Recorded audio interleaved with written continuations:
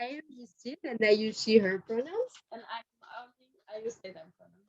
And we're both part of ACIDS and we'll be facilitating this panel. And we also had some input for the questions from some of you, so thanks a lot. I'll just start. I'm going to do an awareness introduction that we do for all the workshops and talks. So yeah. So collectively, we're trying to build a space of exchange, of learning and creation. And we want to create a space for each of us while making this festival as safe as possible. This is why we would like to invite you to pay attention to the interactions you have with each other. Discriminatory behaviors such as racism and sexism are unacceptable and will be challenged. So as you may all hopefully know, we have a safer space policy. And so you can, if you haven't read it yet, it's really nice, you should read it. And it's you have it at the info stall and you have it in most of the workshop spaces. So you can still have a look to it. And so by taking part in this festival, we expect everyone to respect the safer space policy. And it is our collective responsibility to make this festival as a safer space, but everyone is also personally responsible for their own behavior. If you see that someone does something that makes other people feel uncomfortable, we encourage you to engage with the situation. So you can check in with your neighbor, you can just reach out to the awareness team, or you can just speak up by yourself. And we would like to ask you to all be aware of the space that you take and the positions and privilege you bring. Ask yourself how you relate to a certain discussion, what position you hold, and whether you are connected by it. If you are connected by it, you can tell others, and if not, give others the space to speak. There's also, just as a reminder, there is an awareness team that's going to be present during the entire festival, so you can see them. They usually wear this. And if whatever happens, you can just go to them, or there's also a phone number that you can find on the safer space policy. So if anything happens, you can always call it. Voila, thank you. So for this panel, we will use the hand sign C for clarification. If there's anything that you don't understand, you can just do this, and then we'll try to, in general, we'll try anyways to explain like some words that's maybe a bit more complicated or some concepts. And about the panel, the structure, we will have a bit of discussion, and then we'll have a 10 to 15 minutes break and a discussion again, and we'll finish with a Q&A session.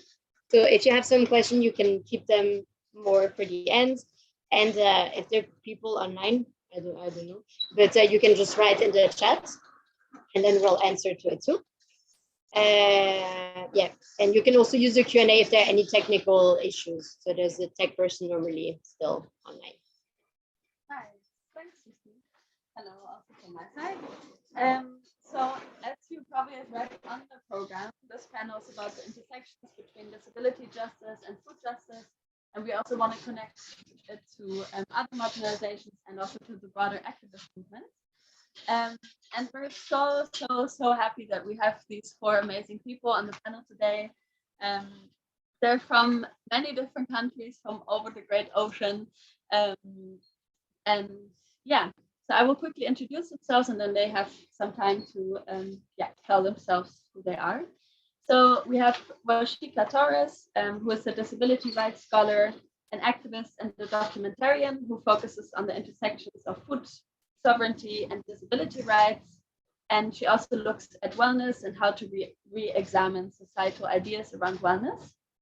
Then we have Wonko, who is a wheelchair activist who gives workshops about disability and activism. And they will also give a workshop tomorrow at this festival. So feel free, so you can feel free to join that workshop.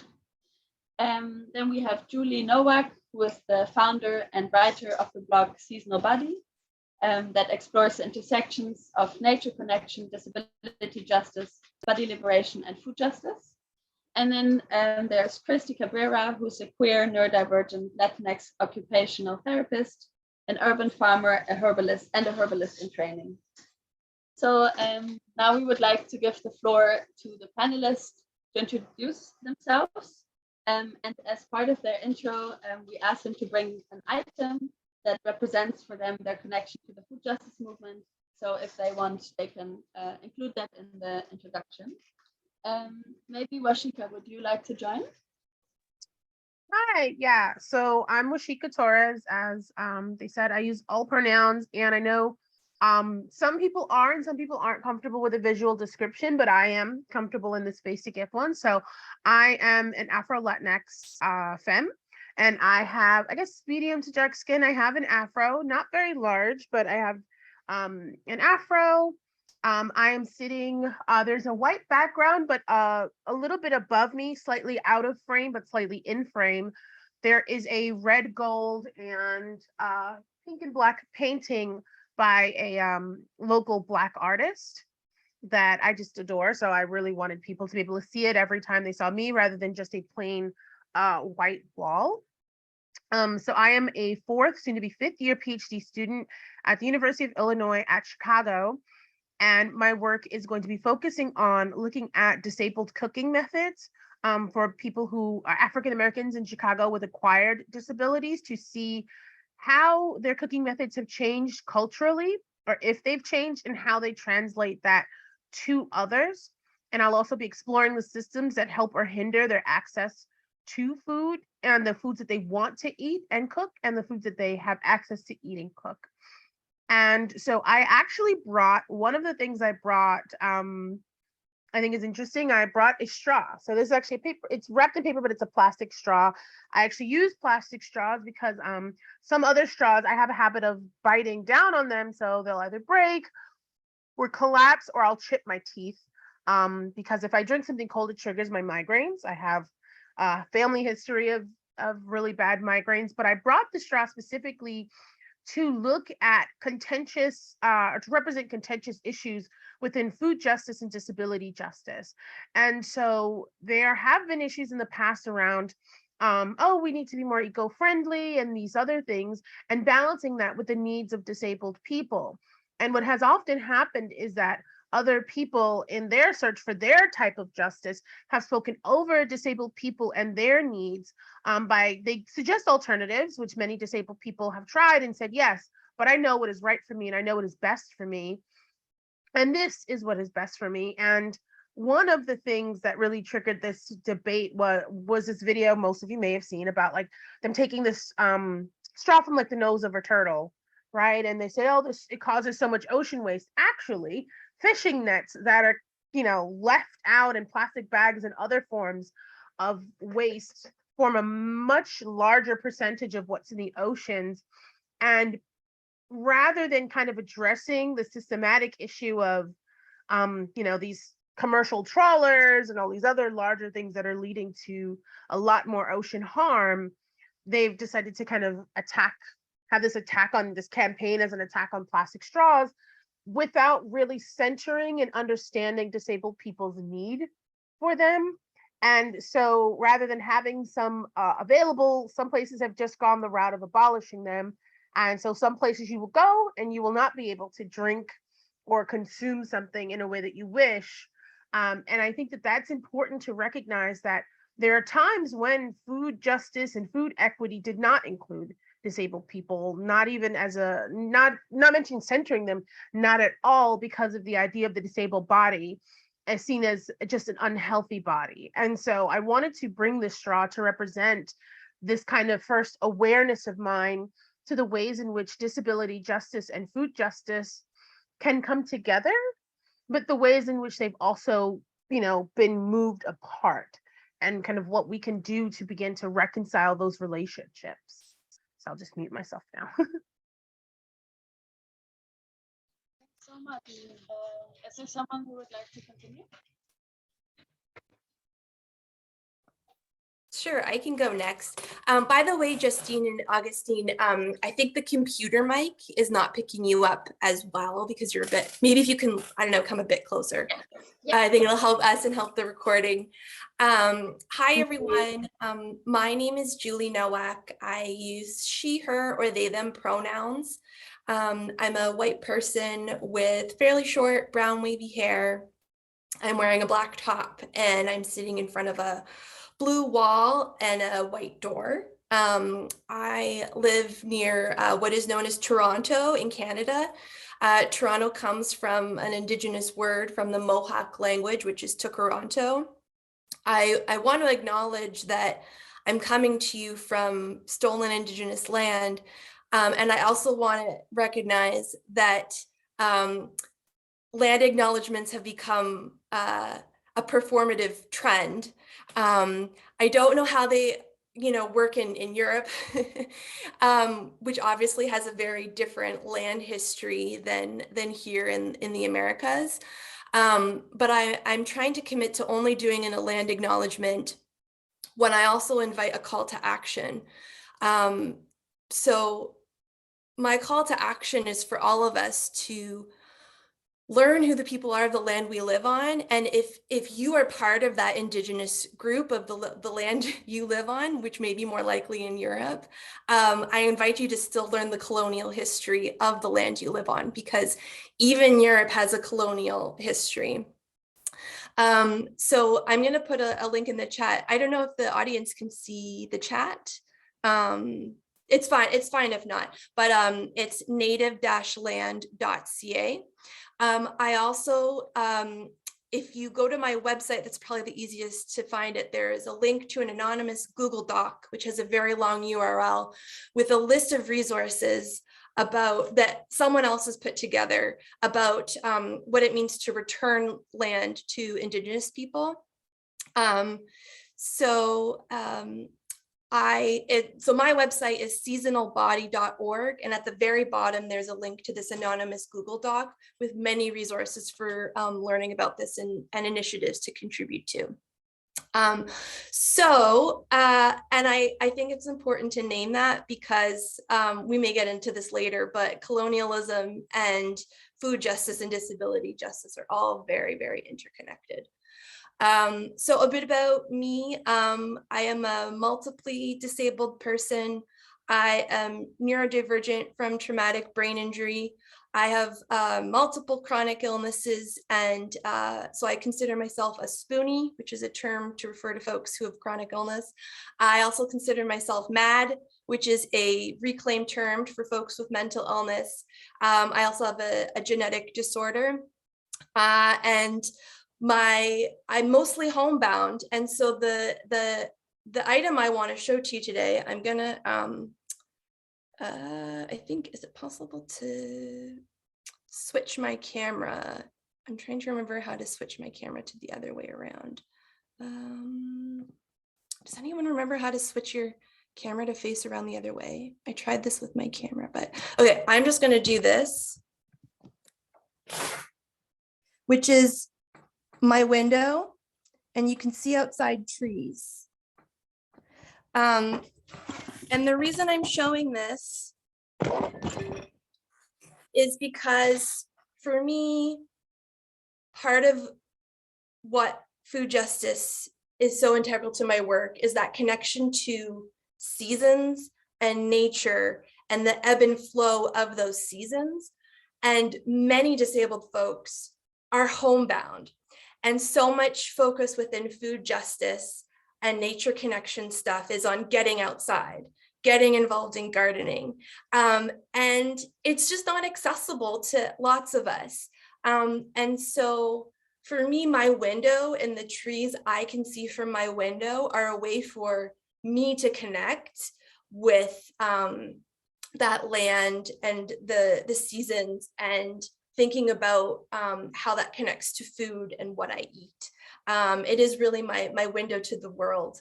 And so some of the work I do is around trying to make nature connection more accessible and looking at the intersections between food justice and disability and body liberation and yeah, all these things for me, which are all very much interconnected, and yet so often they're viewed as very separately. I also want to mention that my main source of income is social assistance from the government. And I want to name that because so often how we define ourselves is by the work we do and the work we produce. And I'm happy to talk about some of those projects, but those of us who who are low income because we're on social assistance, and various forms of work may not be accessible to us, like those are still valid experiences and valid contributions to life and community. And I don't know what social assistance systems are like in Europe. They're not great in Canada, despite the reputation of Canada being better in that area. It's really awful. And the amount of work required to navigate that system is in itself like a full-time job. And so I have to spend a lot of my time on paperwork and proving that I'm disabled, and trying to figure out how to get my medical needs met. It's a big percentage of how I spend my energy.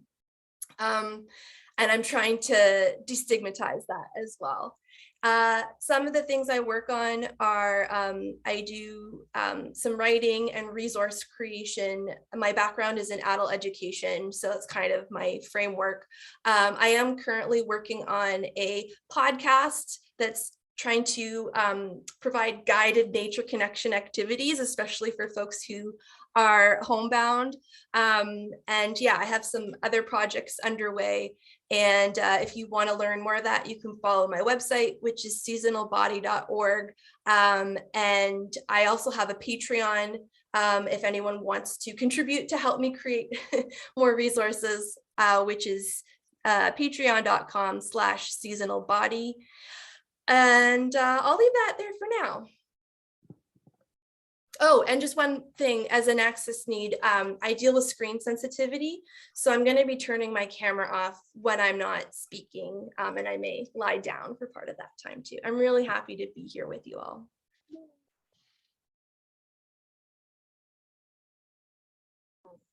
Thank you. We're so really happy to have you on. And we will try maybe to share the links afterwards. So maybe if you can send them to us later, and then we'll share them with everyone so that everyone can have the resources. Does someone wants to continue? Yep. Hi all, I'm Wonko, they, them, and I'm a white bearded person with rainbow faded hair. And tomorrow I hope to be more colorful again. There's too much overlap with Julie, so I would like to get in touch afterwards, but that's not relevant. I've only been an activist for 5 years, and I'm doing solo stuff, and I'm not educated at all. So I'm very surprised that I'm in this panel, and we'll just see what happens. And the hosts think it will be fine. So yeah. Oh, I brought something. Can you see this? These are the same extra fine beans from Kenya. And I found them in the dumpster because shops throw out perfectly well food, and I hate it. And I also don't have a job, and that's why I can go dumpster diving, and that's how I add to my diet. And it's just horrible that they make this stuff in areas where there's I hate it. But okay, next. Sorry.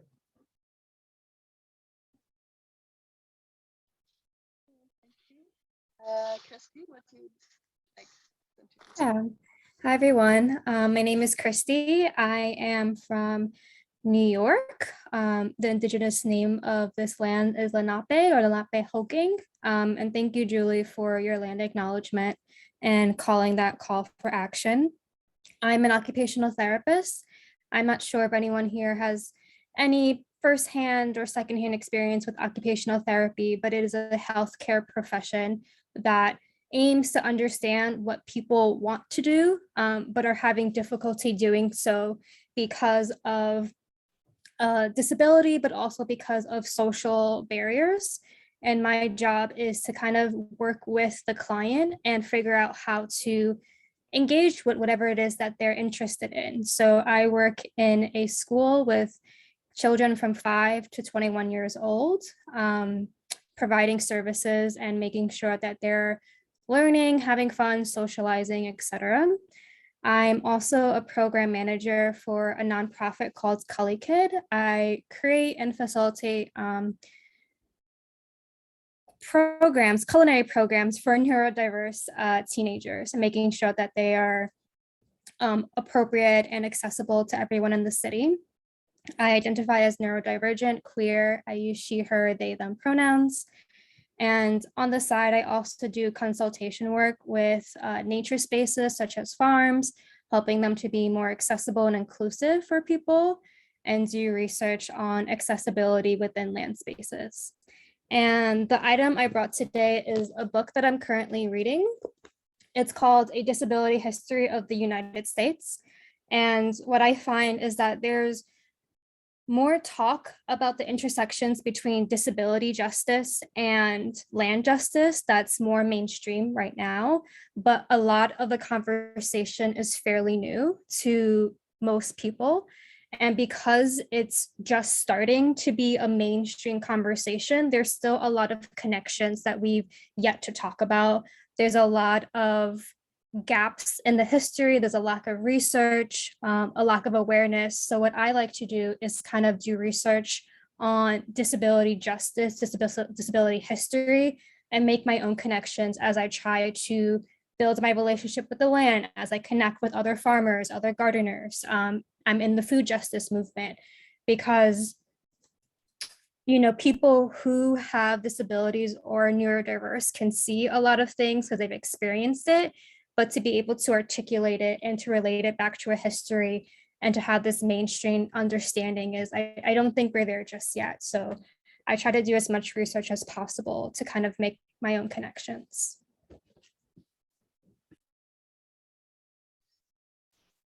Yeah, thanks everyone. Also, if we're still not very audible, please let us know. Yeah, so in this panel, we're gonna use the framework of disability justice. And as you just said, Christy, a lot of people are kind of new, I think, to this conversation and also connecting it to food justice. So we wanted to first kind of introduce a bit what disability justice is. And for that, we have a quote from a group that's called Sint Invalid. And they're a disability justice-based performance project that incubates and celebrates artists with disabilities, centralizing artists of color and LGBTQ or queer people. And they say that disability justice framework understands that all bodies are unique and essential. All bodies have strengths and needs that must be met. We're powerful not despite the complexities of our bodies, but because of them. All bodies are confined by ability, race, gender, sexuality, class, nation state, religion, and more, and we cannot separate them. And that's just like a super short quote. So we wanted to ask the panelists whether someone would like to maybe add onto this very super short introduction. I don't know if someone would like to elaborate on that.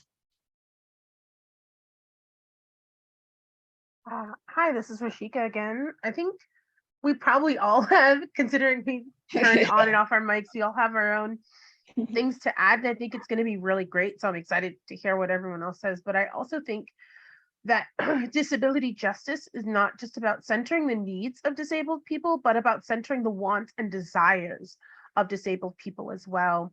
So it goes beyond just this basic idea of what is a need to what is a want, what is a desire, and looking at the ways in which we can manifest those.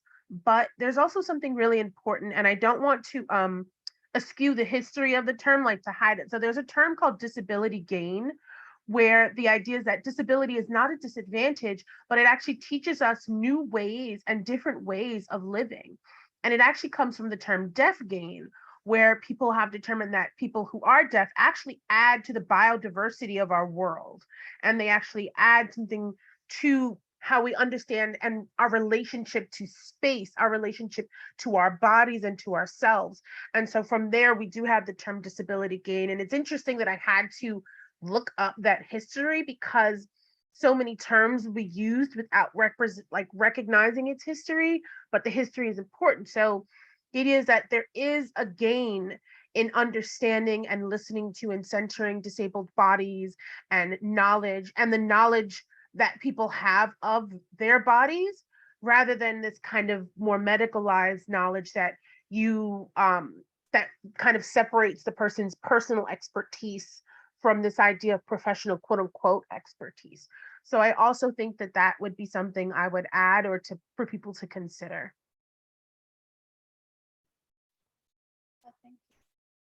Someone else wants to add something?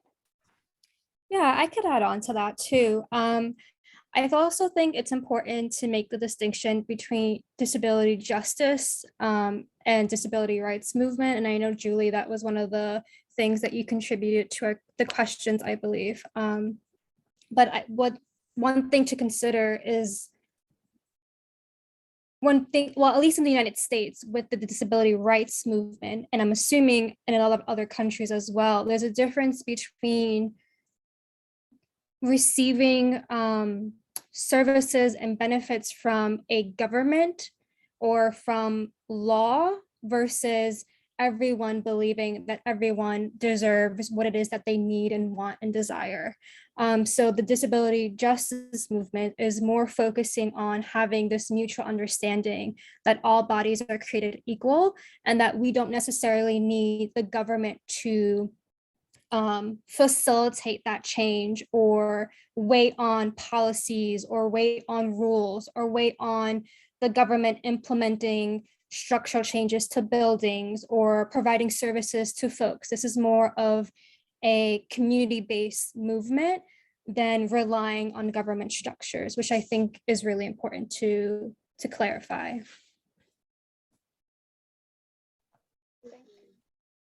This is Julie. Yeah, thank you everyone for sharing this.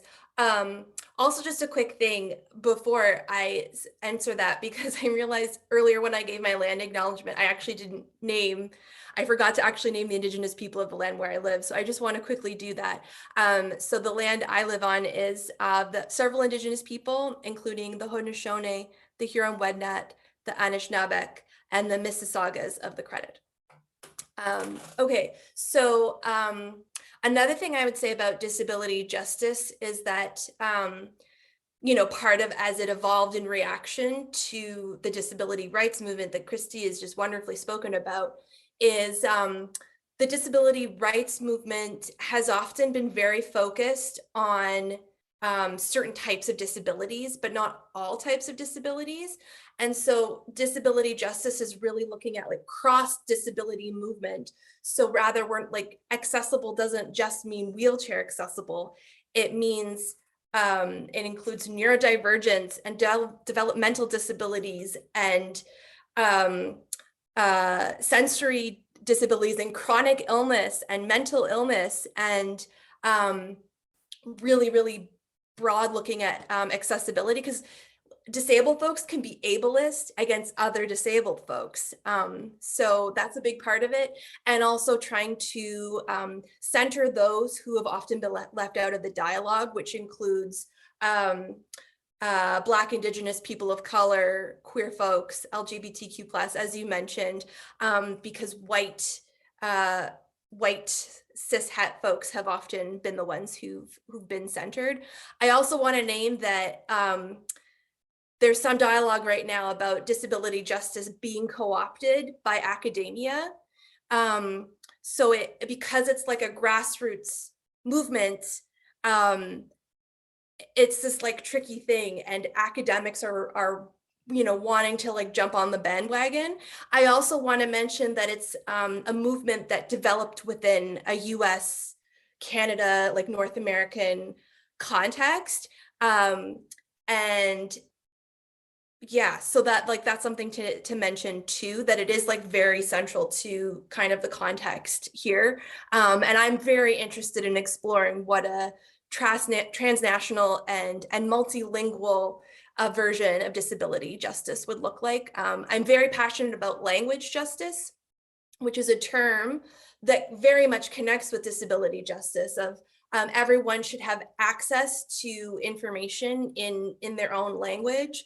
And so language justice means like having interpreters, And that includes for sign language interpreters, but as well as for other language, and I want to name that we're all speaking English right now, which is the most dominant colonial language in the world. And that's part of the conversation too. Yeah, that's all. Yeah, thanks so much. This actually leads me to something I forgot to ask, because we have a translation system. It's a bit late, but if someone needs translation to any language, you can raise your hand. Okay, thanks, Julie, for reminding us. Yeah, so I think we can jump into the kind of first question that we have after a lot of these questions have been touched upon already. So we wanted to start with, what was the first time that you realized that there was an issue with regards to food justice or with food access?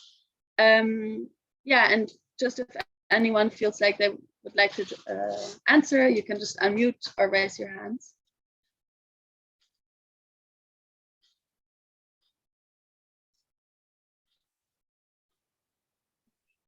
I can go first. Yes, thank you. So I think for me with the straws, although I've come to this recognition, I honestly did not think that the whole like plastic straw thing would be a policy. I didn't think it would go as far as it did. So the first time is actually, I can actually tell you the exact year and place. I got my second master's at Bowling Green State University in Bowling Green, Ohio. You may not know where that is, and that's fine. And I was in a supermarket, and I'm from a very poor area. I'm from one of the poorest congressional districts in the United States. But thankfully, where I live, there are supermarkets everywhere. The supermarkets have a butcher. So I'm very thankful I don't live in a food desert. And so I'm in Bowling Green and I see these pineapples. And I love pineapples. I love all fruit, actually. And my friend does too. But I saw the price for 1/2 of a pre-cut pineapple, and it was $4, which meant a whole pineapple would have been $8. And I told my friend, why are you buying this pre-cut pineapple when the other pineapples are on sale for $2? And so she was like, oh, I don't know how to cut pineapples, because where she grew up, all the fresh fruit they had, they couldn't buy. So I can buy fruit off the street in New York, like whole fruit, and just cut it up myself, or have the person there cut it up for me. She never had that experience. So she never learned how to cut up certain fruit. And I said, I will cut this pineapple for you. But I thought to myself, like financially, that doesn't make any sense, because where I'm from, we have pre-cut fruit and it's not that much more expensive. So if something whole is $2 a pound, cut, it might be $2.50. And I was just running the numbers in my head. I was like, I live in a poor area. And it's not like they're holding us over the barrel, which is a term meaning that they're trying to extract as much money from us as possible for this small convenience. And to me, it just didn't sit well. And this was in 2016. This was in the early 2016. And I was like, this doesn't sit well with me. Something is wrong here. Something is fundamentally wrong, because I knew people who needed food, meat, vegetables, things that were cut up already. So to me, there was a disconnect between, why is it so expensive? The people who are paid to cut up the food, it's part of their job description. This plastic doesn't cost this much, neither do the labels. So monetarily, it wasn't making sense, especially coming from Bowling Green, which is also not an expensive place to live. And also, the South Bronx of New York City, which is also, well, it's being gentrified, but mostly not an expensive place to live. And so I went online to express my grievance and ask if other people had experienced this phenomenon. And I came across this blog about pre-peeled oranges and how disabled people need, less expensive pre-cut options, or they would have to use frozen or canned, which is not only not as nutritional as, fresher things, it's not what they want. And I fully understood that. I understood it. I related to it. And that is when I realized that people's, not just conveniences in other areas in terms of time, but that people weren't even thinking that disabled people cooked or, cook their own food or ate or prepare their own food, which to me, I couldn't fully understand because I knew a lot of disabled people who cooked their own food. Most of my friends and parents and things like that, they all did. So I thought to myself, why is it so much more expensive? Right. And then that's when I fell down this rabbit hole of people aren't even thinking about disabled people cooking or shopping for their own food. I realized how inaccessible stores were. I was like, how are people in areas even getting there? These sidewalks are awful.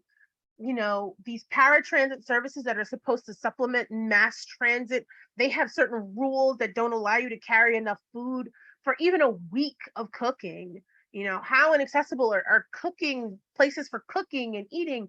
And it just, through looking at these pineapples in the supermarket that I won't name because I don't want to get sued, I realized that there was this whole area of injustice that I had been shielded from because of the kinds of stores I had access to, and because of, you know, the way the food was presented, the way I grew up. I'm assuming in other places that are also poor, we have not as many options, but still options. And so that made me so angry and so upset. And I spoke to my friends about it. I asked them because this wasn't something I'd asked them about before, like the in-depth, not just the end product of what they made, but what they had to go through to get that food. And it resonated with me so deeply. I was like, I just made it my entire life because it was so important. And the more research I did, the more passionate and the more knowledge I got, the more I wanted to share it with people because I realized so many people didn't know it either. And that's when it hit me that this issue of food access, because I always believe that food access is a justice issue, but this particular intersection was so important that I needed to dedicate my time, my resources, my educational capacity to this movement, to this intersection, to these ideas. So It's Augustina speaking again. Is there anyone else who would like to answer this question? Yeah, Bonko. Yeah, completely different, I think. In the Netherlands, we got these squatter communities and political cafes doing Voki, folk kitchen, where they prepare food that they found in the dumpster and you do donations. And I think 3-4 years ago, I started going to these places, and then I started to become aware of all the waste of food and how much does it cost to make food?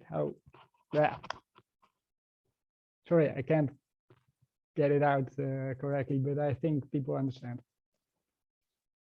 Yeah, nice, thank you. Christy, would you like to? Yeah, I'd like to add on to that. I started gardening a few years ago on my rooftop that technically I'm not supposed to garden on, and I got in trouble eventually and had to stop gardening there. But I started gardening and getting really into growing my own food. And during this time, I was really stressed and not doing well mentally. And I live in New York City where there's not a lot of green spaces, and depending on where you live and what you can afford, you may not have access to green spaces like a pier or a park or a community garden. So if you live in a really nice neighborhood that has natural spaces, you tend to pay more money for that. So because I wasn't doing well mentally, it was really hard to like get out of bed and commute an hour away to go to the park and then have to factor in that hour commute back home, in addition to like not having access to like a bathroom and then having to bring food there and then all this stuff. But I was really into, gardening and growing my own food. And I started taking like public classes on growing food, and a lot of spaces here, because it's a city, it's an urban farm, so small scale, or they use aquaponics or hydroponics, which is gardening with just water or using water with fishes or other aqua life to provide nutrients to the plants. And I was realizing, well, one, because of my background and my personal medical history, but as an occupational therapist who works with various folks, that these small scale places as well as these places that were doing hydro and aquaponics were not accessible. And it was really frustrating because a lot of these farms are fairly new, but they're so small scale that they can be accessible, especially hydro and aquaponics, where you're literally building out the space and how you want it to look. So if we were large scale with, acres of fields, that's a different accessibility question than if we are half an acre in a parking lot, growing on raised beds. And most of these raised beds weren't even accessible raised beds. So I started realizing, how frustrating this was, like as someone who is physically able to get to these spaces, so I can use transportation. I'm still seeing how these places are inaccessible to me and how frequent they are. And it was really, really difficult. And then when the pandemic happened, the beginning of the pandemic happened, a lot of farms started providing educational webinars online on farming. And then I started to see that even these webinars weren't accessible online. And there was this huge push in the US to start working on getting Black, Indigenous, and people of color to become farmers and to start claiming space. And it's this amazing movement that's happening and a lot of good has come from it. But nobody was talking about the intersections of disability and how people who are disabled and neurodiverse want to have connections with the land, want to grow their own food, but they don't have resources that are unique to them. So I wanted to learn from other people who have, physical, cognitive, emotional challenges and who are dealing with these barriers in society. So I started a project called Growing Food in This Body, where I would interview disabled folks who feel really connected to the land, because there is no record of disabled farmers' experiences. We have, and the funny thing is many farmers and people who have made huge historical advances, a lot of them were disabled, a lot of them were neurodiverse, but we don't hear about that. So I wanted to start collecting these stories, and I kind of put a pause on that. And it's still ongoing, but I put a pause on that because I felt that I was ready to start doing consultation work and started creating resources online and started talking to communities and saying like, hey, these are some things that you can do to be more accessible and inclusive.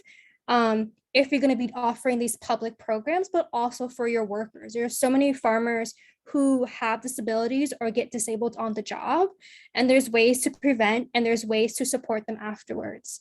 So that's kind of how I started seeing the difficulties. And I'm really happy that these conversations are more frequent, but because there's so many things like from, improper use of food and throwing out food to, going really hardcore into the zero waste movement and it not being intersectional to inaccessible nature spaces. There's just too many areas that need to be addressed that everyone, no matter what area you're focused on, really needs to, have these conversations openly, because like there's a lot of work to do.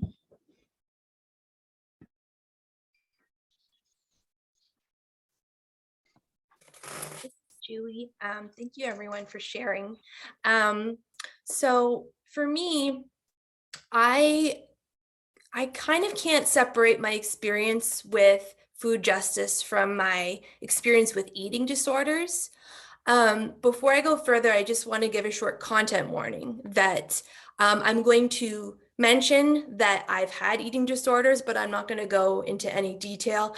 Is that a term that is understandable in your context, eating disorders?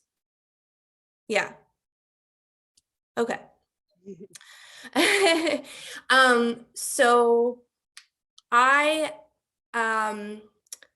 had a healing experience working on a farm, an organic vegetable farm. And I realized at that point that having access to this farm and growing my own food and accessing the land was actually what was most healing for my relationship with food and my relationship with my body. And I could track that growing up in a family where we had enough food, but our finances were very tight. And so we didn't have extras. And my mom also worked as a dietitian. And so I was receiving all these messages about which foods I was and wasn't supposed to be eating. And because we had limited finances and, it's not like we were growing our own food, I didn't really have a connection to where my food was coming from. And then working on a farm and growing it really shifted how I related to food. And so I would say for me, like that was a very internal, like it's hard to put into words because it was such an internal and physical experience. And so and I then became disabled after that, and I can no longer access that type of therapeutic space. So I think for me, that's part of the reason why I'm very passionate about making involvement in food justice more accessible, not just making the food accessible itself, but participation in the food production, food justice activism process. Because for me, that has been so healing for my own journey with food, and also making it more accessible for people to have their bodies more connected to nature and seasons as a way to shift how we engage with food. I don't know if that was super clear, but okay, cool.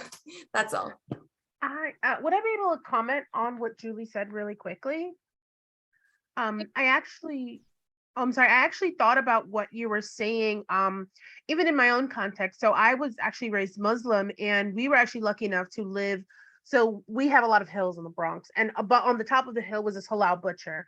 So I definitely had a connection to how and where my meat came from. And, in that both religious and cultural context of Islam, you do have a connection to like, this is where the meat is, this is how it goes. But there are so many other things I didn't have a connection to. And I actually did want to start homesteading, and I still would love to be able to do something like that that is accessible.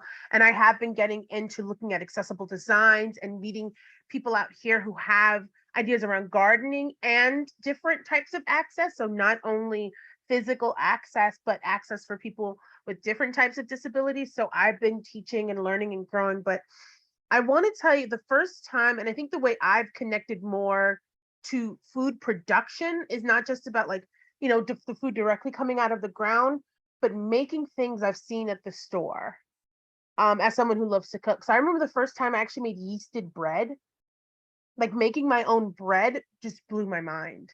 Like the idea that I could in some way, with or without a machine, make something that I had never seen anyone in my family make.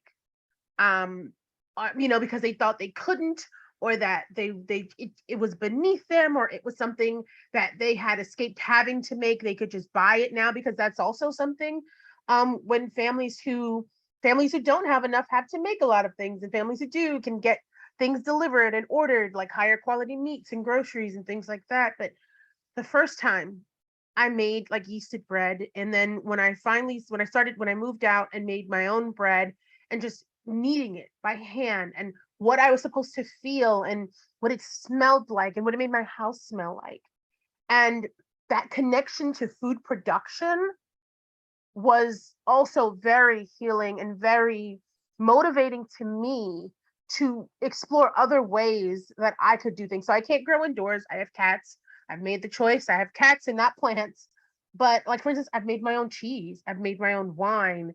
And I don't even drink the wine. But the idea of being able to be a part, with my various kinds of disabilities and my other friends who are disabled, the ways in which we are a part of the food, not just consumption process that people think we are passive consumers of food, but the fact that we are engaged in food production ourselves in some way, whether we have been able to really be interactive with gardening, or whether we've been able to make something that we would normally buy, or make a meal that we've liked, and things like that. I think you're right, it is very healing, and I think it does help connect me to my body. And the first time I made the bread was actually in New York, in my my family's 2-bedroom apartment that had 5 people living in it. And it was just this amazing experience of just watching this kind of something bloomed inside of me and something grew inside of me that really helped to encourage me. So I think that when you were talking about that connection and how your family grew up, and I think that it's just that memory just kind of hit me once again. So thank you. Thank you for sharing. Katie wanted to add something. Yeah, I just wanted to add to that, and that was a really beautiful story. And I think that when people understand disability justice and understand their own lived experience, because we all have our own challenges, and they approach anything when it comes to food, you start to see where the gaps are and where there needs to be more disabled people designing and creating more accessible food experiences. So I create and facilitate these inclusive culinary experiences for young neurodivergent adults.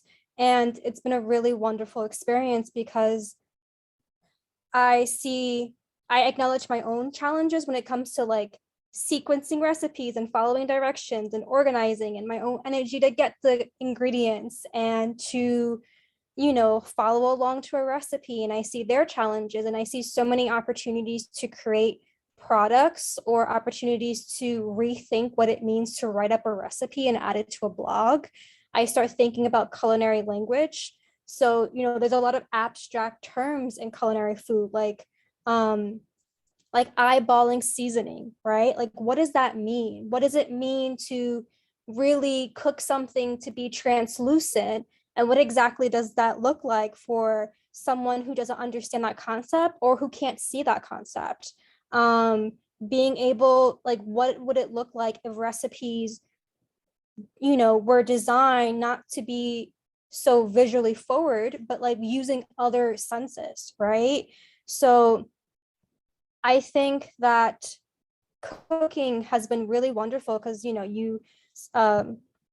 Washika, you mentioned that you were from the Bronx, and like I'm also, I'm from Brooklyn, and like not having access to land, but having access to ingredients and being able to understand and do my own research on where these ingredients come from and how long they took to get here, and look at pictures, and then be able to go to the kitchen and make something has been a really like wonderful experience.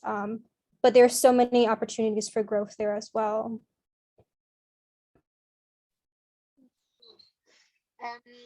Yeah, we had some questions before the break, but I think we will move to the break because it's been already a bit. So maybe we can have a 10-minute break and come afterwards again to continue discussing this. So thank you very much for sharing. And, so maybe we can continue at yeah, we don't have the same time zones. But in 10 minutes. 10 minutes, yeah. Thank you. See you in a bit. And Wonko, I have a question for you. Just very shortly. Are you? Yes, nice. We have someone in the audience who just said that they could translate from Dutch to English for the audience, or from English to Dutch if you would prefer that. Just as an offer, it's totally fine to say no. We're just wondering. It's good? Okay. We can't hear you, so we don't really know what you said. Sorry, I prefer to do the English. Okay, perfect. We just wanted to offer because we realized we never offered. Thank you. See you in 10 minutes.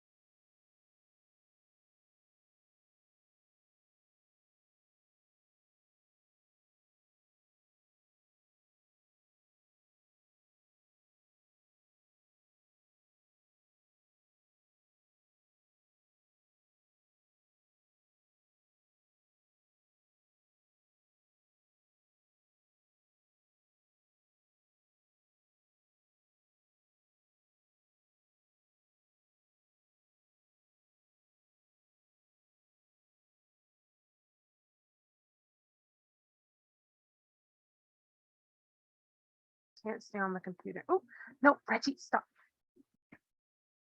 Oh, no. We just made an announcement that it's going to start again, but probably people are going to take a bit of time to arrive and sit down again. Oh, I see the first people arriving back. Ah. Oh, there's the Nice. cats. Oh, Hello, cats. Yeah, this is one of my cats. He's laying on the laptop. He has to get up though. Ow, stop biting me. Papa, I will snuggle you later. No. Go here. Go here. Go there. No. You want to lay there? You want to lay there? Sorry. Yeah, I just want to make sure my mic and my my screen work. I mean, my camera still work because sometimes it turns off, but I'm good to It go. works. We can see you. Just a lot of people came to us in the break to really thank us for this conversation. So I think you should also hear it because it's mainly you. We're not doing much. So yeah, thank you a lot for being here again. Yeah, I'm glad to be here, and I think all the people that all the panelists have been great. So I'm really excited. Really great. We're also excited. We were just really having to look at the question. We're like, oh no, we'll not have time to go through all of them and we'll talk more about it. Well, if people want to reach out to me, I mean, you can give them my email. They are free to. I love when people reach out to me after talks. It's for clarification, or sometimes people think of a question afterwards, after their mind is just like, okay, I understand, sometimes it takes longer to understand a concept, or you don't want to ask a question yet until it's been answered maybe. So for me, I always offer people later on, if they'd like to just send me an email, I can try and answer the questions as best I can or direct them to resources. So I'm open to any of that. Yeah, also some people had to leave and asked us gave us an email so we can send all the resources. So we're going to make, I think, just a sheet at the end where everyone can fill in their email and we can send. So at the end, after the panel, if you want to send us some resources that you think are valuable, just don't hesitate, and then we can make a document and share everything. Okay. I think we can start again. Yeah. Thank you again for still being here. So yeah, we wanted to come back on something. I think Julie, you also started to mention it. So we wanted to know a bit more in what ways that colonialism and ableism are intertwined and how they are connected to our current food system.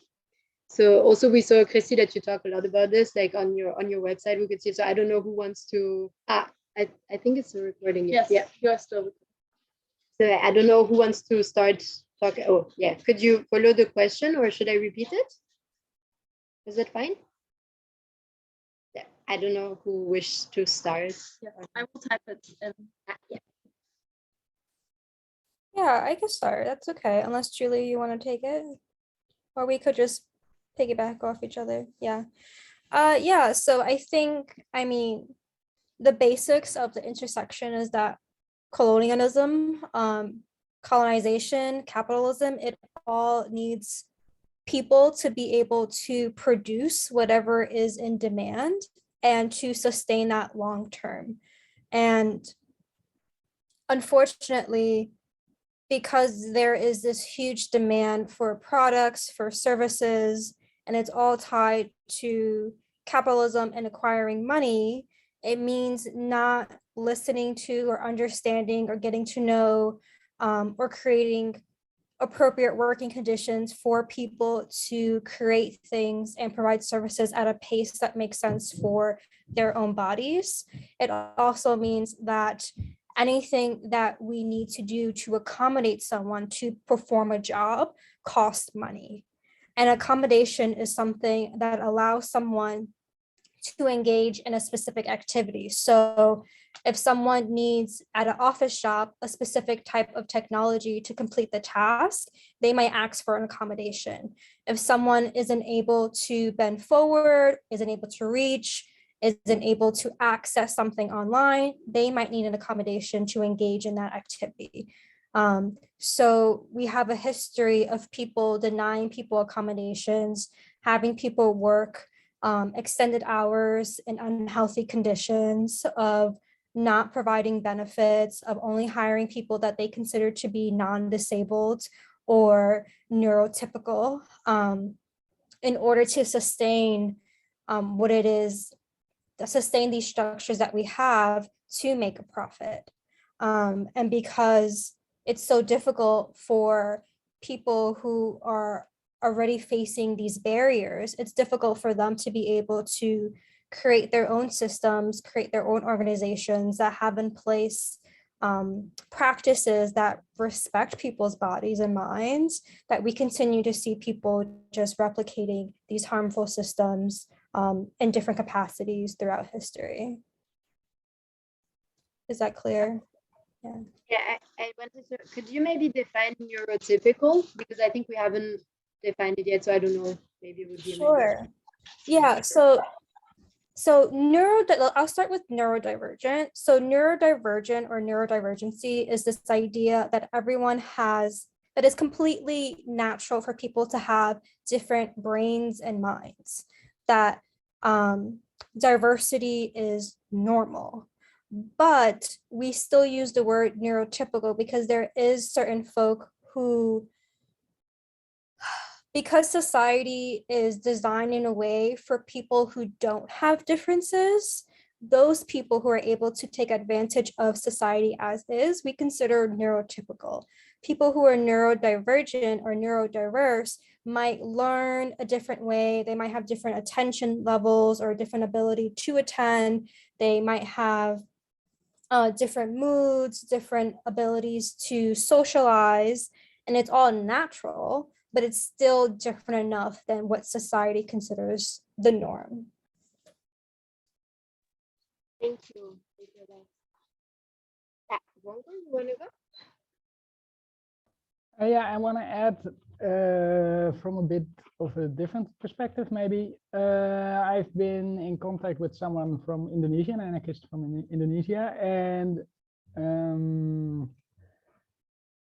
he made me realize that colonialism and ableism overlap in a very specific thing, that able-bodied people think they can decide for us what is best, and they treat us as if we are not intelligent, capable, etc. This is a thing that repeats itself. Yeah, and I think with colonialism, you know, throughout history, the question has been, what can you do for me that will allow me to gain power and money, right? And when they have this idea that disabled and neurodiverse people aren't able to make their own decisions, aren't able to engage, aren't able to live meaningful lives, they then make decisions for you, right? Because if you can't, if I can't make a profit off of you, then I'm going to figure out what to do with you, which and throughout history has been either push you away to an institution, have your family manage you in your home in isolation. And that has been at least the historical context in the US. And then people have had to protest and advocate and create all these changes throughout history. But we still see this approach, still today. Like just the other day, I saw an article headline where it's just like, even though there's all these openings in the US for jobs, disabled people are still having difficulty finding jobs. And everyone's like, oh my gosh, that's so shocking news. And I'm like, is it really? Like there's been this historical practice of believing that disabled people are not capable of anything. And yeah.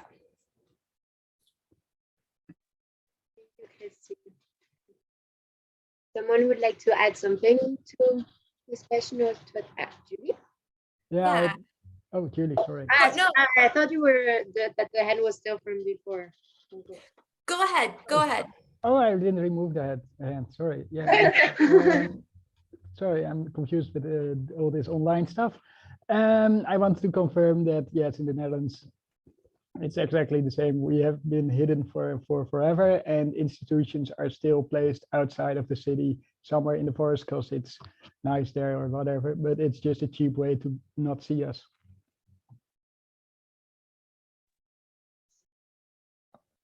Yeah, this is Julie. Yeah, thank you all for sharing that.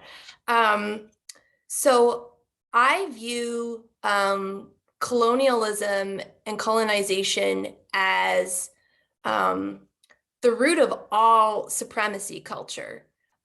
So it's not just affecting ableism, it's also affecting white supremacy and patriarchy and all of these things. As Christy said, you know, colonialism is this way to gain power over another. And this predates, you know, the modern version of colonialism that's been going on for the past 500 years. But this goes back to, you know, many parts of Europe were colonized by the Romans and other groups as well. And so, you know, basically everywhere in the world now has been colonized at some point, including the Netherlands. And so we all have this inherited lineage in our DNA, in our blood, this intergenerational trauma that is telling us that the way we survive this world is by climbing over other people, because that's what all the colonizers have done. And so subjugating disabled people as like separate and different is like part of that. And not only that, but colonization literally disabled many people through war and genocide. You know, those who survived, many were left disabled. Another thing colonialism did was it destroyed or hugely destroyed, because there's still some remainings, community-based ways of people taking care of each other, you know, which also connects to anarchism and mutual aid as a, you know, as a response to capitalism, that we're going to say, like, that's not working. We're going to form these collectives so that we can take care of each other and meet our needs. And it's interesting, I'm potentially going to be having a conversation with a Mayan indigenous person in Guatemala in the next few weeks about what food justice and disability justice looks like in their community, because they wouldn't necessarily call it that. It's like they have their own community structures for meeting each other's needs. And so much of that was lost or made impossible through colonialism. And so I think for me, that's part of what the goal of disability justice is to say, like, how do we get back to and create care webs and taking care of each other? I think this also relates to the principles of disability justice. Is it possible for me to share my screen just to show an image? Is that allowed if I click share screen? I think Says it's we will wait. I think I can wait. Yeah. Yes. Now Julie, you, you have to be a co-host as well. You can share. I think. oh no, it's working. It's working. Okay, can you see this? Yes. Yes. Okay, I'm just gonna move this over here. So this is from the website sinsinvalid.org, who was mentioned earlier, which is a disability justice and arts organization that has been very involved in the creation of disability justice. And so on their website, they list 10 principles of disability justice. And for me, these principles are anti-capitalist and anti-colonial principles. So these principles are intersectionality, leadership of those most impacted, anti-capitalism, cross-movement organizing, wholeness, sustainability, cross-disability solidarity, interdependence, collective access, and collective liberation. And you can go to this on your own time. They have more descriptions. And they also have some downloadable PDFs if these types of graphics are not accessible to you. They also have a book about disability justice. And for me, these principles, I think, can save the world. And I think so often many disability justice movements, they're not embracing these principles. They may in some degree, like they may in some ways, But, you know, like take, for example, sustainability. This isn't just referring to like environmental sustainability, but how we work. Are we approaching our work in a way that is caring for our bodies? Are we burning out when we're organizing conferences? And I'm not doing that in judgment. I'm saying that like I'm grieving for all the event organizers who are burnt out. And I want to see a future where all of our social justice movements, we're not burning out.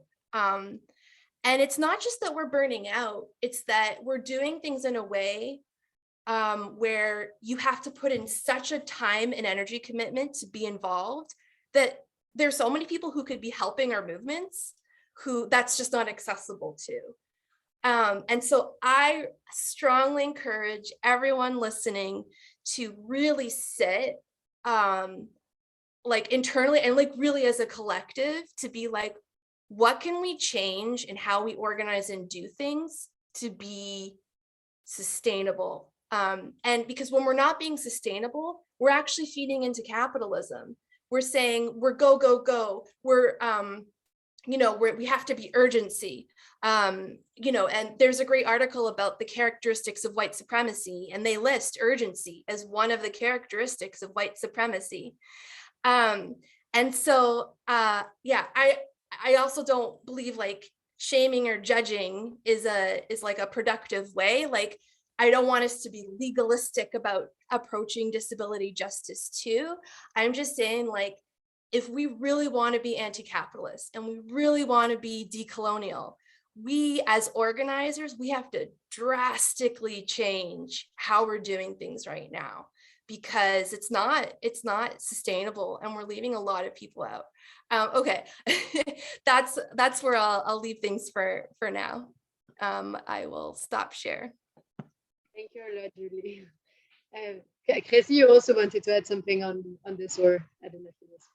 Yeah, I wish we had access to the Zoom emojis. There used to be emojis down here where I could like do hearts and but I just wanted to add to what Julie was saying about talking to people from other countries, and just, you know, I learned recently through reading the book I mentioned earlier that, you know, there are many indigenous communities, most indigenous communities, at least in North America, don't have a word or a language to use for the word disabled, right? And that the only thing close to the word disability is the disharmony between someone's body, mind, and spirit. And because there's no word for disabled, there's also no word for able-bodiedness. And to really open up and go, you know, a million steps back, like what exactly is disability, right? It's a word that changes with time, with context. It's a word that includes and sometimes doesn't include illness and disease. It's a word that changes based on people's understanding and appreciation of something, changes with fashion, right? Something like glasses. Many people who wear glasses have a visual impairment.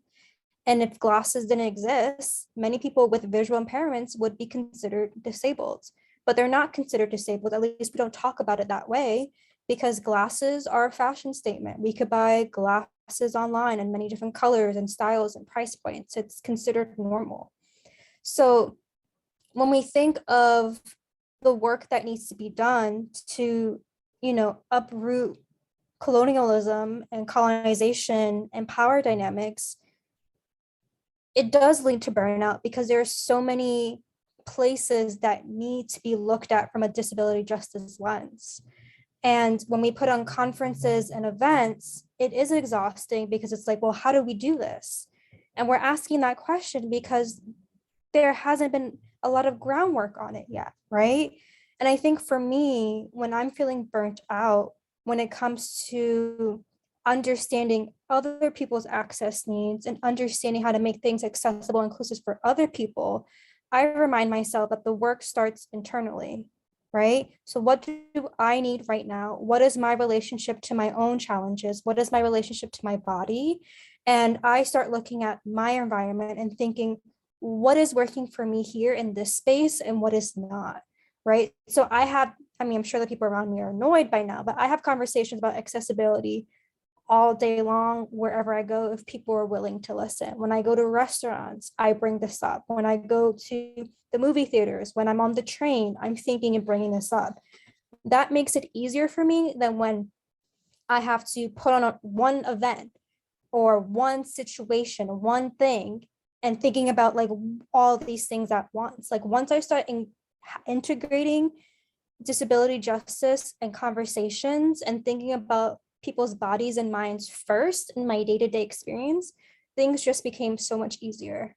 And I think those are the things that are going to uproot all these injustices, is when we start practicing these things like it's normal, right? Like it's common, and we all can share a language on it.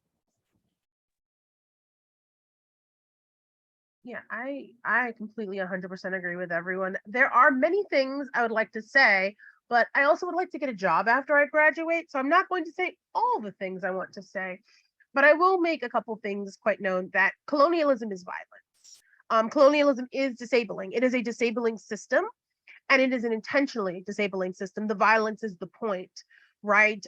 Because a lot of colonialism and imperialism is because colonialism is so much more direct, and because imperialism is not as direct, it is in fact much more insidious and can be much more long lasting. Like if you look at African countries who were formerly colonialized, they are still under this imperial kind of system that they operate under, and they still enact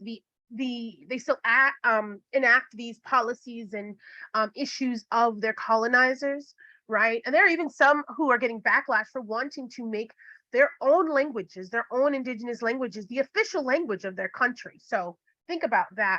Also, disability, right, is a social construct. And I think that what Christy was saying was that, yeah, with glasses, and there are people who are legally blind who wear glasses, but we have determined what that is and what that means, right? We determined the difference between like low vision, visually impaired, legally blind, and what services you get and don't get, and what discrimination you get and don't get.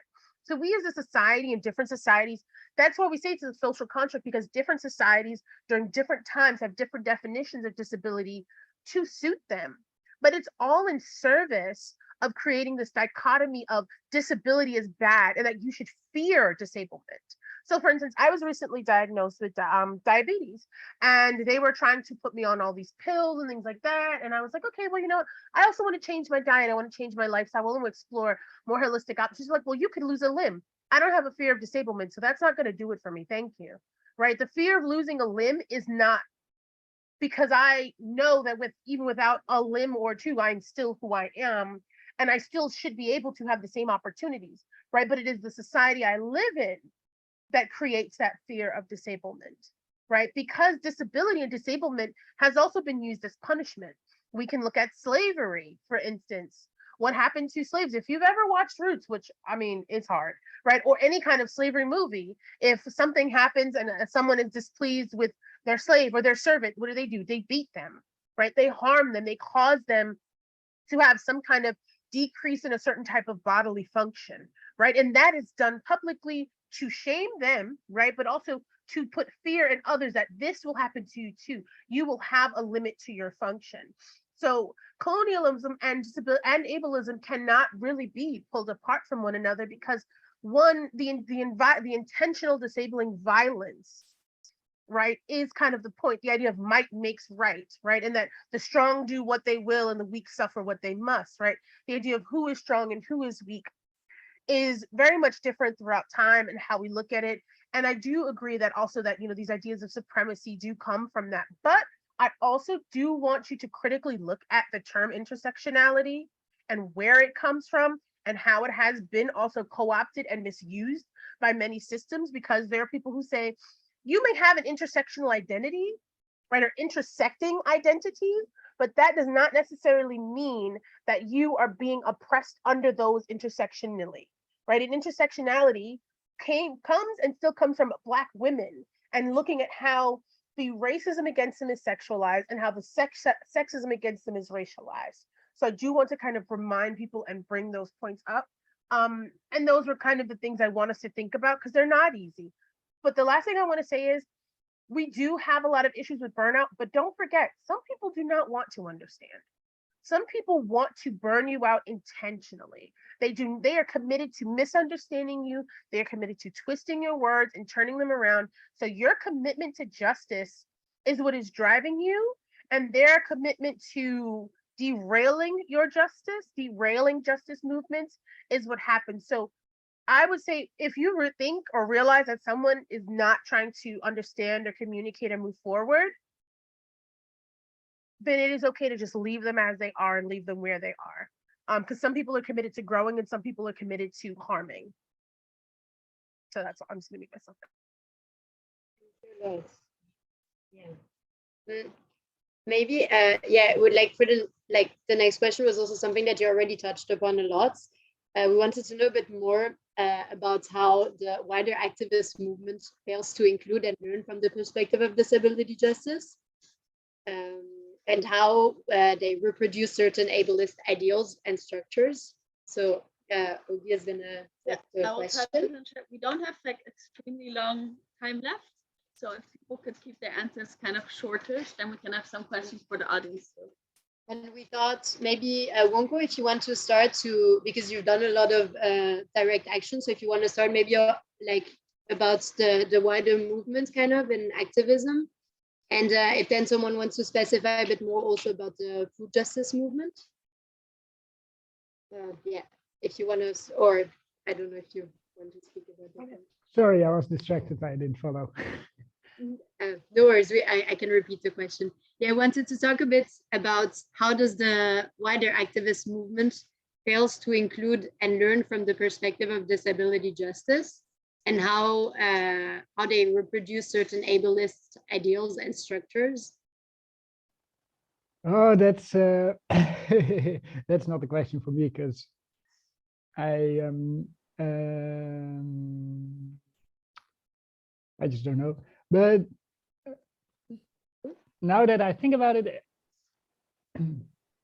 we, as an activist movement, we haven't dealt with sexism yet. And that's a struggle that has been for many years. And so you can kind of see the same thing happening to ableism. And it's, we're making differences, small scale, but still you cannot, sorry, let the others speak. I'll get a better point later on. No worries. Chrissy, you wanted to go maybe? Yeah, I was just going to say that through Sins Invalid, with their information on the disability justice principles, they do clarify that the disability justice movement and the leadership within the movement must be from disabled Black and people of color, as well as disabled gender nonconforming folk. So I think for starters, the disability justice movement and all movements that are focused on inclusivity and ableism and uprooting this needs to have disabled and neurodiverse people as their leaders. And that's not always the case for these movements. And that also means that, you know, at least in the US, the disability rights movement, which is different than the disability justice movement, their leadership was mostly from white disabled folk who had mobility impairments. And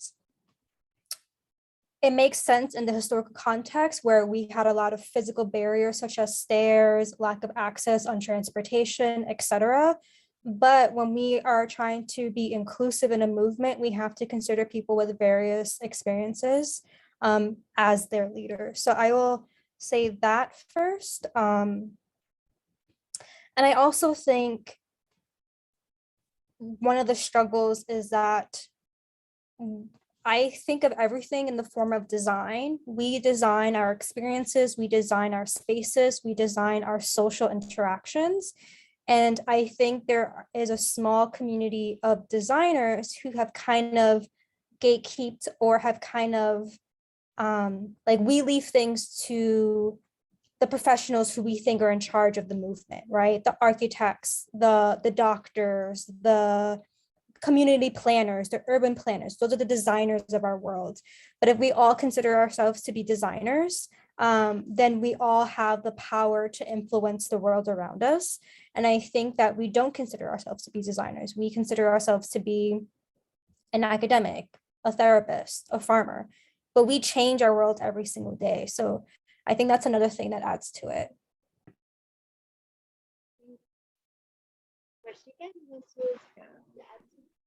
I was going to say specifically when we're looking at food justice, there's actually a book chapter that was written, I believe her name is it actually, her last name is Simpson, and she actually talks about the ways in which disabled people were purposefully excluded from food justice movements.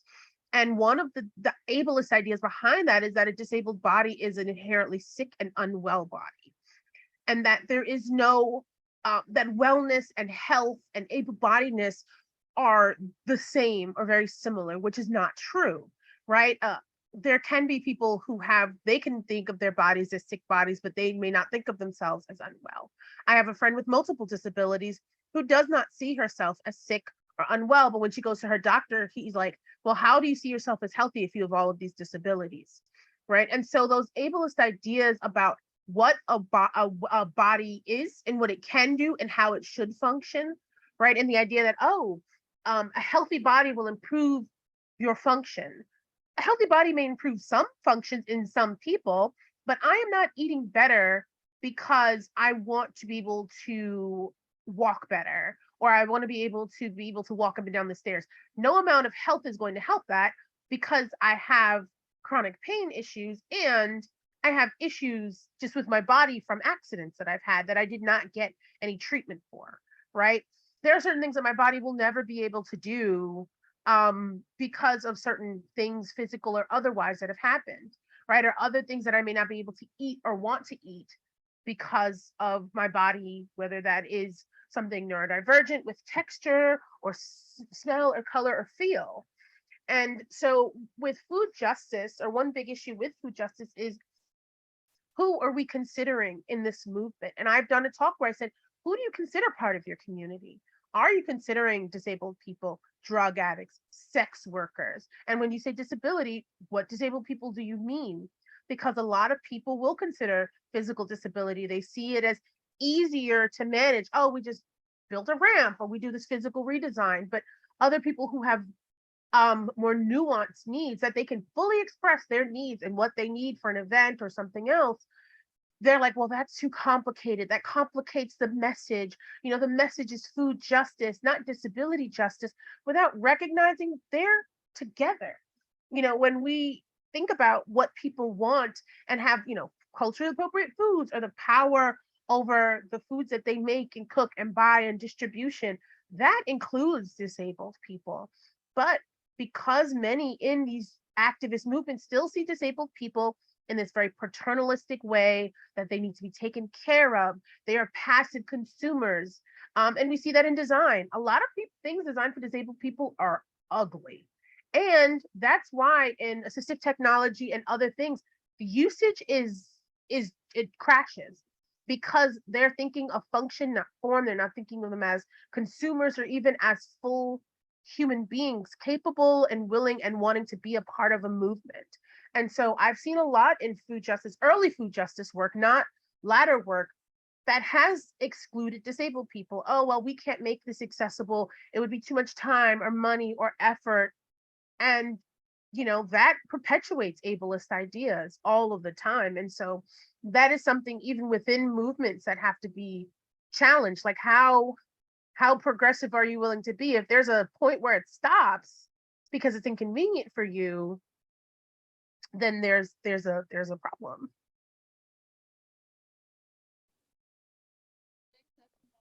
I think, okay, we need to then move on to the Q&A though, so but go for it. If you would, you can add, like, if you can keep it short, it would be super nice. Yeah, I think it can be short. So I want to like reword this question of, like, rather than like how have they failed, be like, well, what are some next steps? I'm sure many of you are feeling that. So I'm just going to quickly lift off some next steps. Number one, as a collective, because access cannot be achieved by one person or one institution, as a collective, ask yourselves who is not here and find out why. Because there's a difference between inclusion and centering. Inclusion is saying, we want you to come to our space on our terms. And access and centering is saying, we are going to say you're our priority and we're going to put you in leadership. And if you being in leadership is not accessible to you, we're going to find out why. And I think our movements would drastically change if they were running this conference, if they were running our community organizations. And also, you should hire all of us. And also, when you're budgeting, budget for accessibility far in advance. Have a separate fundraiser just for accessibility, for paying, for compensating your disabled presenters, for hiring interpreters, for hiring consultants. And like if you're making like a year budget ahead of time, like center this and fundraise for access. Okay, that's all. Yeah, thanks so much. I think we also learned a lot about this while organizing this festival, and also how much in advance you really need to think about it and how important it is to then, So yeah, thanks everyone. I wanted to ask if there's any questions in the audience. Maybe we can have 2 questions. Maybe you can say it and then we can repeat it into the camera if there is any question. Yeah. Julie was talking about like language barriers and it being able to like be accessible people, but also about academia and how does like language academia so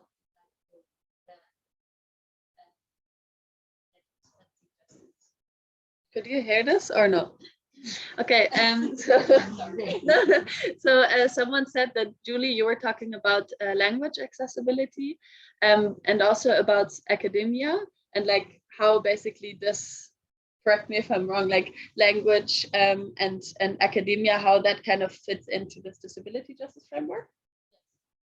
Okay, that was the question. like language can sometimes be too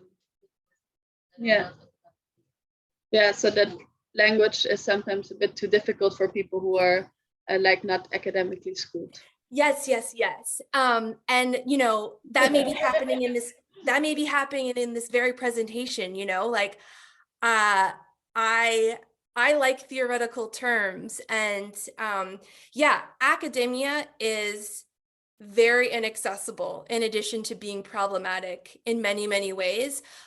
So yeah, and I would say that like social justice language in itself is really difficult as well, and can sometimes not be accessible to those who are, you know, would benefit most from it.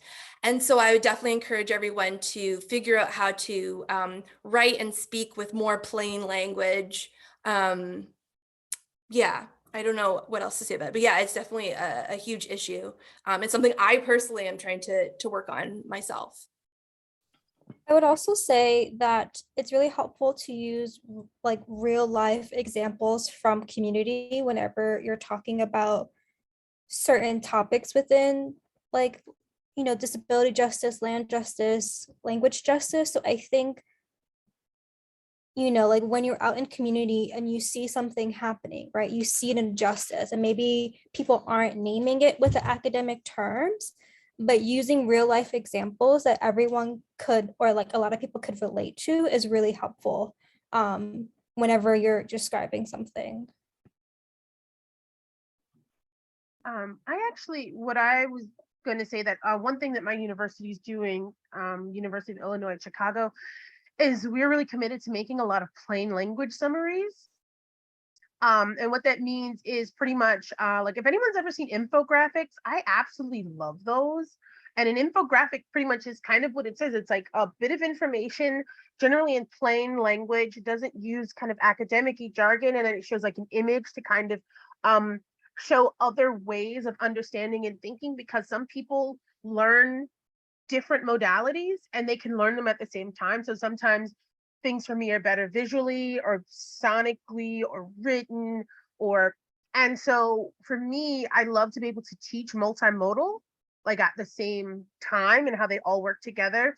So plain language summaries. So for instance, I'll speak to a friend. I've been in academia for a long time. Unfortunately, I feel like I'm never going to graduate, but I will say a term and a friend of mine will be like, I've never heard of that. I have no idea what you're talking about. And then I realized that is not a regular everyday term. And then I can sometimes also use pop culture references. That has also been really popular now. I will say, oh, have you ever seen this movie? Or can I send you a picture? Do you know this and like that? I was like, yeah, that's what that is.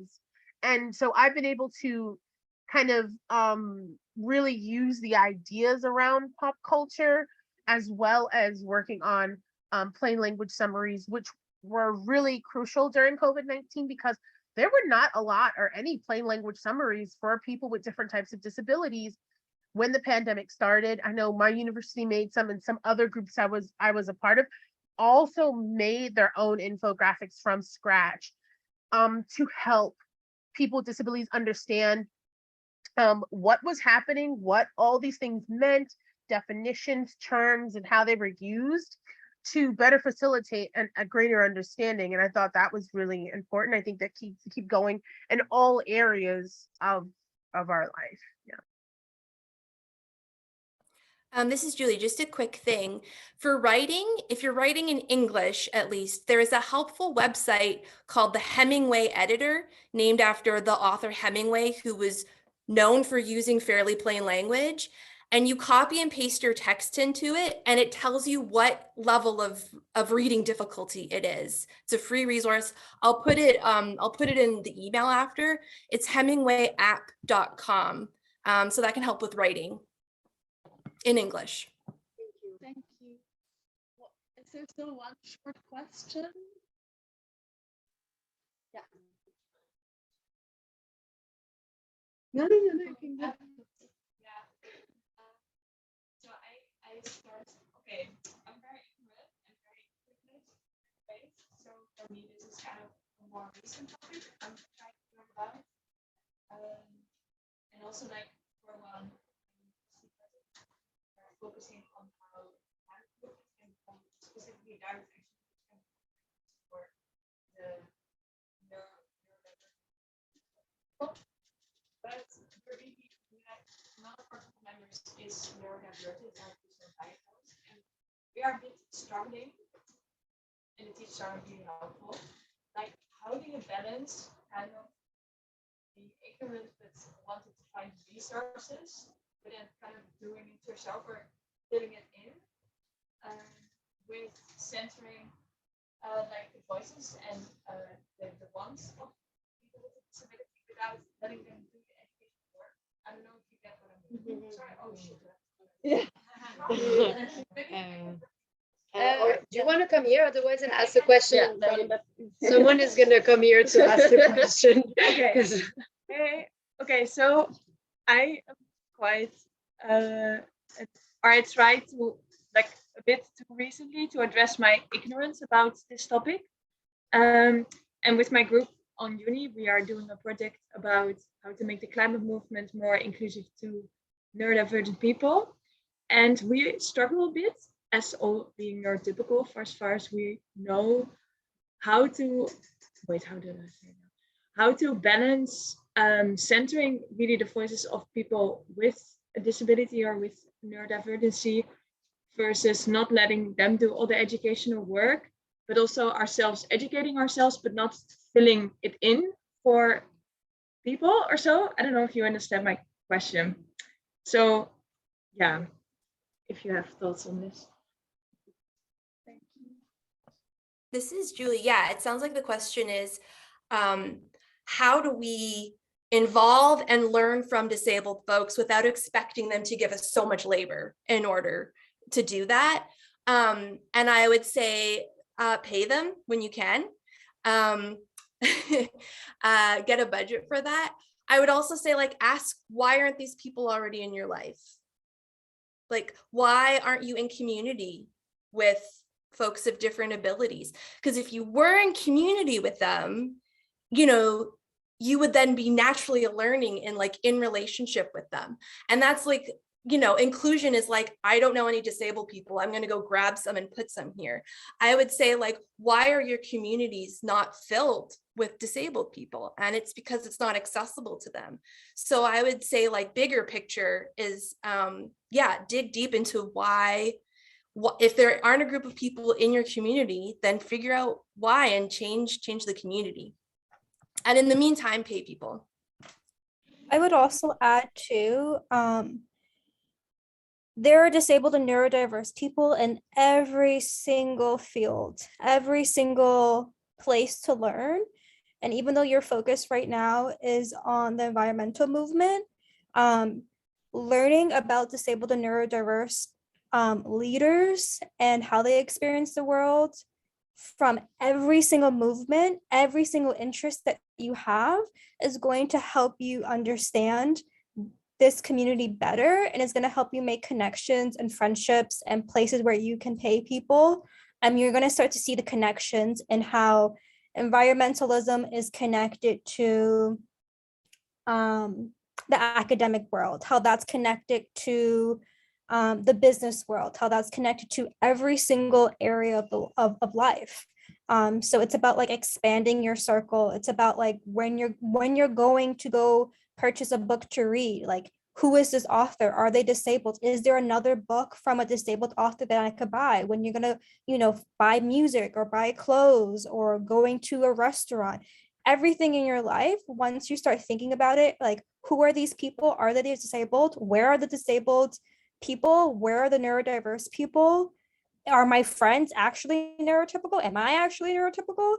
And start asking those questions, everything just starts to become more fluid and easier. And it's not like Julie said, like finding them. It's about being a part of their world and kind of centering them. Thank you so much. I think we need to wrap up. We already went a lot over time, and I think people are hungry. At least I am a bit hungry. So yeah, I just want to give like a big round of applause to these amazing people.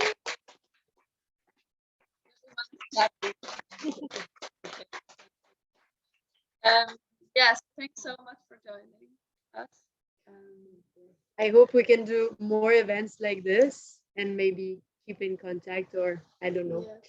We'll see how things go, but we will try to have a document in which we can send all the links. So if you can send them to us, and we will share them to everyone. And we will share with you the recording. Thank you. Thank you so much. Bye bye.